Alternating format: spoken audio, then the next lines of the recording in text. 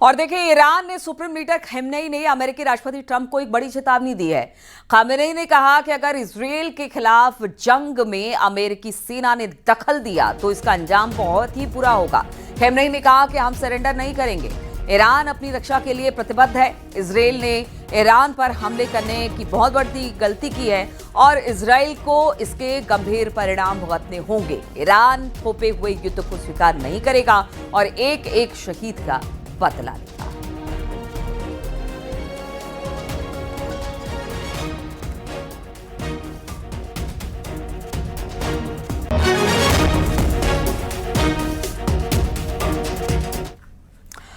और इजरायल और ईरान में जारी जंग के बीच अमेरिकी राष्ट्रपति डोनाल्ड ट्रंप का भी बड़ा बयान सामने आ गया। अमेरिकी राष्ट्रपति ट्रंप ने कहा कि कोई भी जानता है कि मैं क्या करने जा रहा हूं, कोई नहीं जानता कि मैं क्या करने जा रहा हूं। अमेरिका ईरान पर हमला कर भी सकता है और नहीं भी कर सकता। ट्रंप ने एक बार फिर ईरान को बिना शर्त सरेंडर करने की सलाह दी है और चेतावनी भी दी है और कहा है कि इजरायल ईरान जंग में अगला हफ्ता बेहद अहम होने वाला है। ट्रंप ने यहां तक कह दिया कि ईरान ने बातचीत के लिए बहुत देर कर दी है।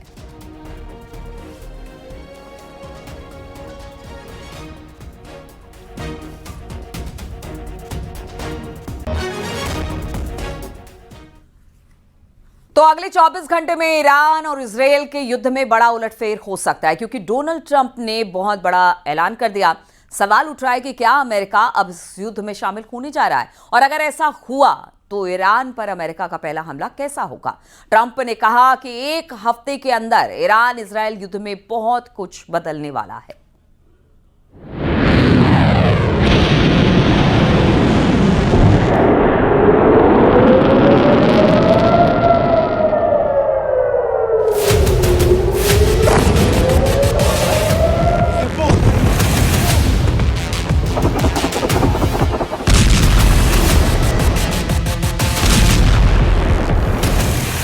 ईरान और इजरायल का युद्ध अगले 24 घंटे में किसी तरफ भी पलट सकता है, क्योंकि अमेरिका की तरफ से ऐसा अलर्ट आया है कि नेतन्याहू के पैरों तले जमीन खिसक सकती है।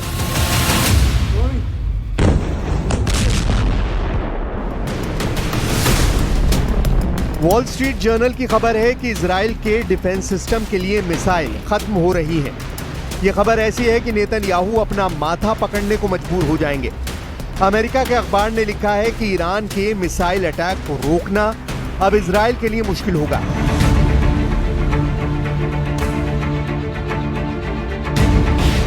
यानी वही हुआ जिसका इंतजार ईरान 13 जून के बाद से कर रहा था। इजरायल के तमाम मिसाइल डिफेंस सिस्टम के सामने बड़ा संकट गहरा गया है। अमेरिका में छपी खबर बता रही है कि नेतन्याहू और डोनाल्ड ट्रंप को फौरन कोई कदम उठाना होगा, नहीं तो ईरान की मिसाइलों के सामने टिकना मुश्किल हो जाएगा।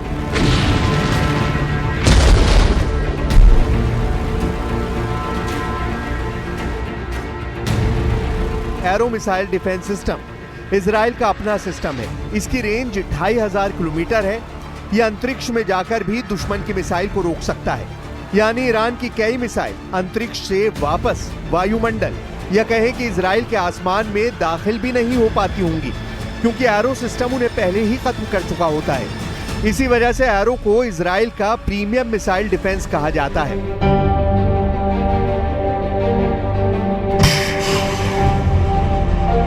ये ईरान की मिसाइल रोकने के लिए इजरायल का मल्टी लेयर डिफेंस सिस्टम का हिस्सा है। और जब तक नौबत डेविड स्लिंग या फिर आयरन डोम की आती है, उससे पहले ही एरो मिसाइल डिफेंस सिस्टम अपने टारगेट को अंतरिक्ष में खत्म कर चुका होता है। लेकिन एरो को लगातार इस्तेमाल करने से इजरायल की युद्ध वाली फैक्ट्री पर जबरदस्त दबाव पड़ रहा है, क्योंकि गोली से लेकर मिसाइल तक दुश्मन को खत्म करने वाले हर हथियार की एक कीमत होती है।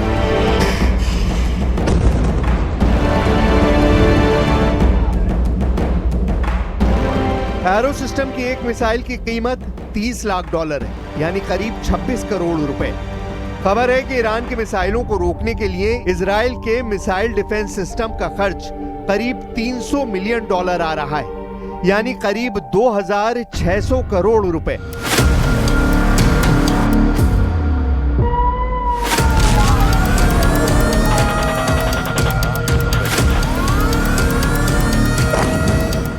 इजराइल में हर लोकेशन को बचाना नेतन्याहू की जिम्मेदारी है और ईरान जब हमला करता है तो उसके टारगेट पर इजराइल के बड़े से बड़े मिलिट्री टारगेट होते हैं। इन हमलों के दौरान इजराइल के सबसे नाजुक ठिकानों पर मिसाइल गिरते हुए देखकर नेतन्याहू बहुत ज्यादा दबाव में है।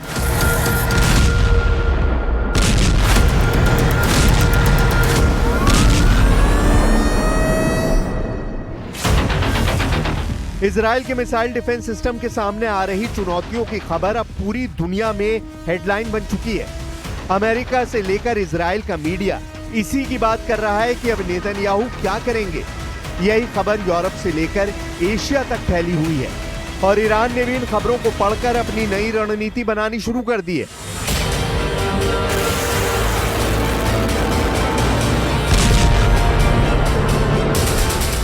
अभी तक ये युद्ध बराबर का चल रहा है। ईरान के टारगेट्स पर इजराइल जब चाहे जहां चाहे बमबारी कर रहा है। पश्चिम से पूर्व तक ईरान का हर कोना इजराइल की एयरफोर्स के रहमो करम पर है। नेतन्याहू ने टारगेट पहले से सेट किए हुए हैं और उन पर लगातार बमबारी की जा रही है। लेकिन सच ये भी है कि दोनों ही ताकत इस वक्त अपने आसमान में जूझ रहे हैं, जबकि एक दूसरे के आसमान पर दोनों का कब्जा हो चुका है।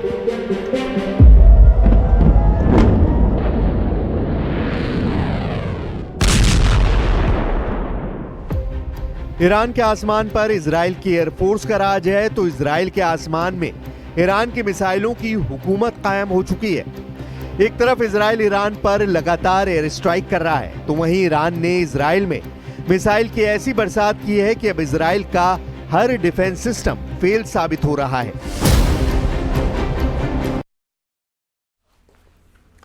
तो इजराइल ईरान के युद्ध बहुत ज्यादा भीषण हो गया है। ईरान ने इजराइल पर ताबड़तोड़ हमले किए। तेल अवीव में हुए हमले में 25 लोगों की मौत हुई है। इसमें कई लोग हमले में घायल हुए हैं। ईरान ने इजराइल के यरूशलेम, तेल अवीव समेत कई शहरों पर इस वक्त ताबड़तोड़ मिसाइलें दागी हैं।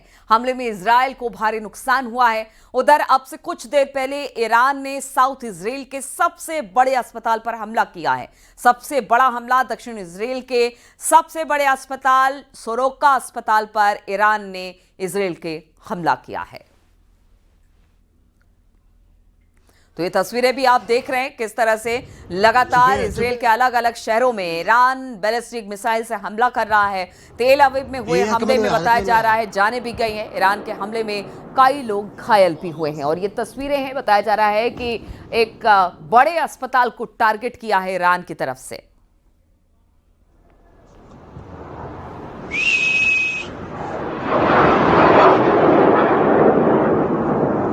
देखिए इस वक्त दोनों तरफ से हमले हो रहे हैं, चाहे वो इजराइल हो या ईरान हो। मरने वालों की तादाद भी अच्छी खासी है। अब युद्ध किधर जाएगा कुछ पता नहीं है। ट्रंप की बातें भी कल हमने सुनी और जो ईरान के सुप्रीम लीडर है अली खamenei, उनकी बातें भी हमने सुनी है। अब किस तरह से ये युद्ध आगे बढ़ेगा, क्या कुछ होगा, क्योंकि इससे पूरी दुनिया इस वक्त चिंता में है।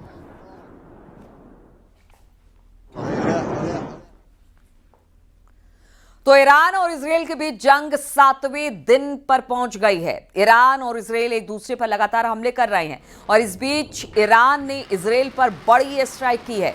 मिसाइलों से इजराइल पर हमले किए गए हैं। ईरान ने मिसाइल हमले की वीडियो जारी भी की है। आप तस्वीरें देखिए। ईरान जब भी हमला कर रहा है, मोसाद के हेडक्वार्टर पर भी उसने हमला किया तो वो तस्वीरें भी जारी की। इसके अलावा जितने हमले कर रहा है ईरान इजराइल के ऊपर, उन सब की तस्वीरें एक एक कर ईरान जारी कर रहा है।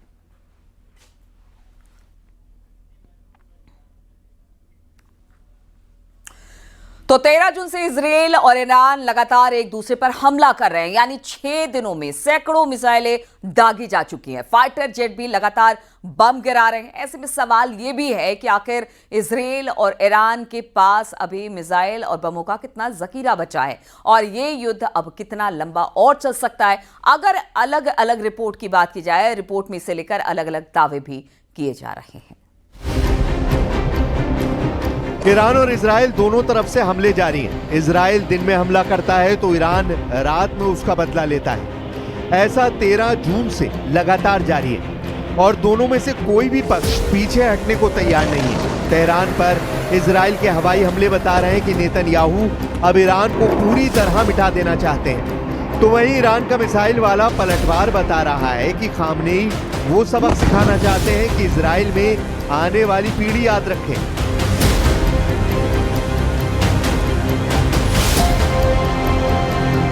तेरह जून के बाद से इस युद्ध में ये बात साबित हो चुकी है कि दोनों ही पक्ष जहां मन आए वहां हमला कर रहे हैं। जहां नेतन्याहू चाहते हैं वहां इजराइल बम गिराता है और जहां खामनेई चाहते हैं ईरान की मिसाइल इजराइल में वो ठिकाना तबाह कर देती है।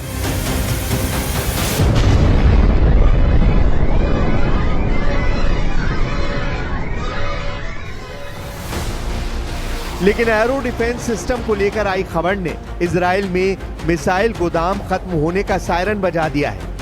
अगर ईरान अगले 12 दिन लगातार इजराइल पर मिसाइल अटैक जारी रखता है तभी तक इजराइल का एयर डिफेंस सिस्टम उन्हें रोकने में कामयाब होगा। उसके बाद उसकी इंटरसेप्टर मिसाइल खत्म होने का खतरा है। ऐसी ही खबरों ने नेतन्याहू को बेचैन कर दिया है क्योंकि हमास और हिजबुल्लाह के खिलाफ भी उसका आयरन डोम ऐसे हालात से गुजर चुका है। लेकिन अब इजराइल के सामने दुश्मन बड़ा है और एरो डिफेंस सिस्टम को लेकर खबर बता रही है कि ईरान की मिसाइलों को रोकने वाला दम अब इजराइल में बचेगा या नहीं, यह अगले कुछ दिन में पता चल जाएगा। इजराइल की सेना ने कहा है कि हम हर हालत से निपटने के लिए तैयार हैं, लेकिन हथियार या मिसाइल को लेकर हम टिप्पणी नहीं कर सकते।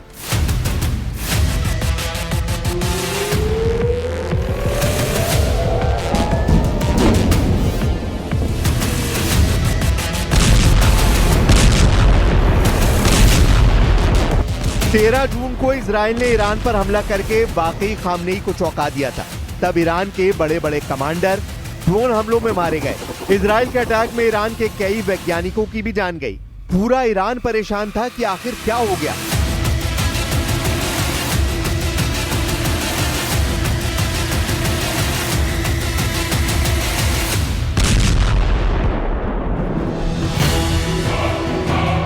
लेकिन जब ईरान का बदला शुरू हुआ तो 13 जून को ईरान ने इजराइल पर करीब 150 मिसाइलों से हमला किया। 14 जून को ईरान ने 100 मिसाइल दागी। 15 जून को भी इजराइल पर 100 मिसाइलों से हमला किया गया।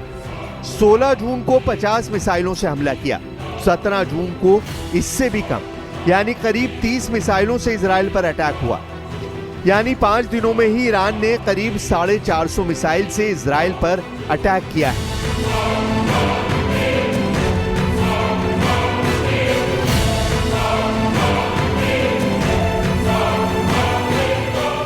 अब ये ना अमेरिका के लिए मुमकिन है ना इजराइल के लिए कि वो पूरे दिन ईरान की मिसाइलों को रोकते रहें, लेकिन ईरान के लिए ये मुमकिन है कि वो लंबे वक्त तक रुक रुक कर लगातार इजराइल पर हमला कर सकता है।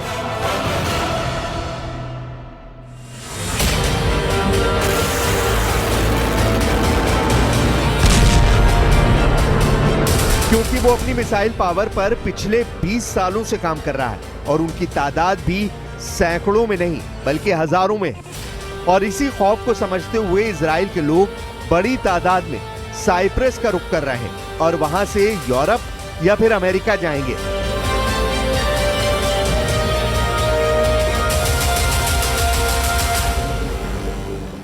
Israel, I was very afraid. I'm never used to anything like that, sirens or missiles or anything. New York is pretty much very safe, and it was very new to me. Right now, I'm very happy to be in Cyprus and get home safe to my family. In Israel, it's very scary. We didn't sleep for nights on end. We were all very exhausted, and this is a sigh of relief. Scary. It wasn't easy. Definitely was a little anxious at the start. When you first heard that first siren, it was very new to me. I never heard of this stuff, and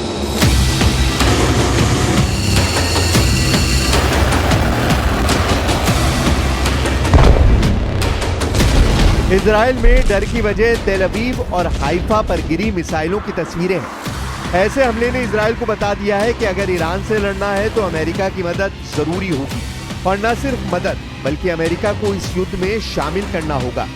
नहीं तो रोज रात Iran से launch होने वाली मिसाइलें उसके शहरों का काम तमाम करती रहेंगी।